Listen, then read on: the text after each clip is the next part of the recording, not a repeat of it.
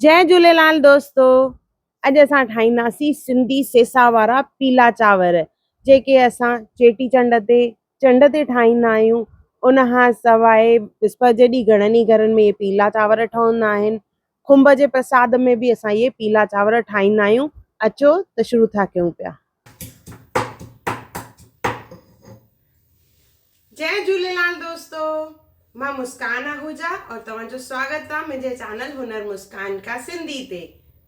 इहो उहो चैनल आहे जंहिं ते मां Sindhi recipe, Sindhi culture, Sindhi tradition, असांजा ॾिण वारनि ते थियण वारा खाधा सभु मां इन ते अपलोड कंदी आहियां, उहो बि सिंधी लैंग्वेज में, जीअं असांजी सिंधियत, असांजी सिंधी ॿोली अॻियां वधे और घर घर ताईं पहुचे।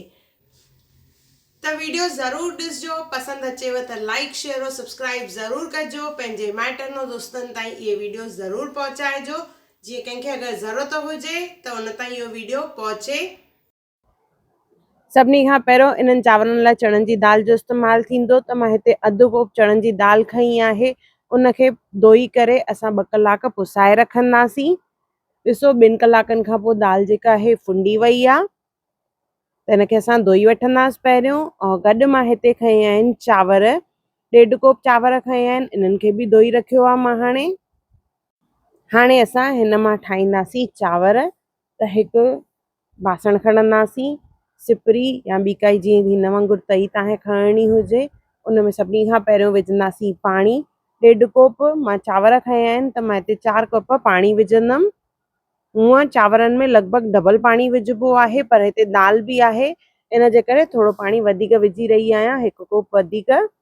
उन में विझंदासीं चांवर, दाल बि गॾु विझंदासीं। इहा पुसायल आहे दाल, त जल्दी ॻरी वेंदी। गॾु विझंदासीं लूणु, हैड, सभिनी जी क्वांटिटीज़ मां मेंशन कयूं आहिनि। और गॾु विझंदासीं थोरो सो तेल।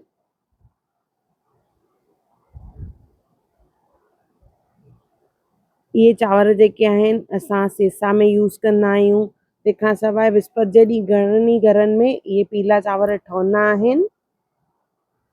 इनखे मिक्स कंदासीं तेल विझी करे। और जीअं चांवर रधिबा आहिनि तीअं हाणे असां इहे चांवर रखंदासीं, नॉर्मल जीअं चांवर हूंदा आहिनि। इनखे चङी तरह टकाईंदासीं। अध खां मथे पाणी खॼी वेंदो त असां इनखे ढके रखंदासीं, जीअं चांवर ऐं दाल जो हॾु जेको आहे सिझे चङी तरह। त इनखे असां सिम ते ढके करे सिझाईंदासीं। ॾिसो इहे असांजा पीला चांवर तयार थी विया आहिनि। इनखे असां ॻन हणंदासीं। ॻन हणणु मतिलबु जेका असांजो पूर्णो हूंदो आहे उनजो उल्टो पासो असां चांवरनि जे मथां घुमाईंदा आहियूं, जीअं असांजा चांवर जेके आहिनि छुड़िया बीहनि, क्लम्पी याने ॻोड़ा ॻोड़ा न बीहनि, ईअं बिल्कुलु दाणो दाणो जेको आहे छुड़ियो बीहे। इहो असांजा पीला चांवर तयार थी विया आहिनि, जेके असां विस्पति जे ॾींहुं सेसा में, चंड ते, चेटीचंड ते और खुंभ में, इन्हनि सभिनी ते असां इहे प्रसाद में ठाहींदा आहियूं। अगर तव्हांखे मुंहिंजी वीडियो पसंदि आई हुजे त उनखे लाइक कजो, शेयर कजो और सब्सक्राइब कजो। इंस्टाग्राम और फेसबुक ते मूंखे ज़रूर फॉलो कजो और मुंहिंजी नई अचण वारी वीडियोस खे ॾिसण लाइ बेल आइकॉन ज़रूर क्लिक कजो। जय झूलेलाल।